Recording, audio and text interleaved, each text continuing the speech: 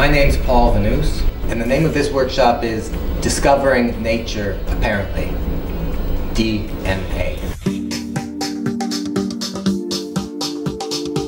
You can think of this workshop as doing molecular biology in reverse.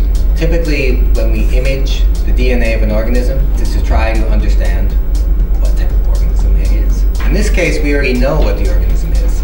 As a matter of fact, we already know the full DNA sequences of most organisms we might be interested in. We use that information to make planned images.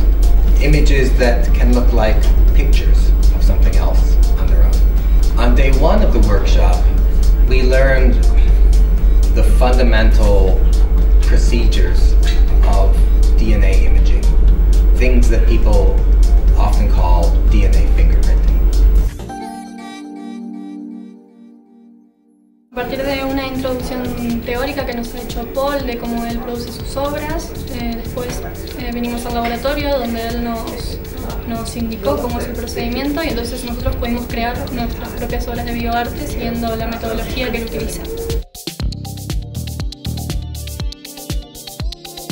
Pues en este taller estamos utilizando prácticas de biología molecular que son de uso de rutina en el laboratorio con un objetivo puramente artístico, ¿no? Es una nueva dimensión a lo que se suele hacer en ciencia y bueno, yo creo que es algo verdaderamente creativo, ¿no? Vamos a ver qué es lo que conseguimos al final.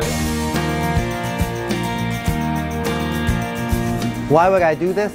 I'm interested in critiquing this notion of DNA as simply a code.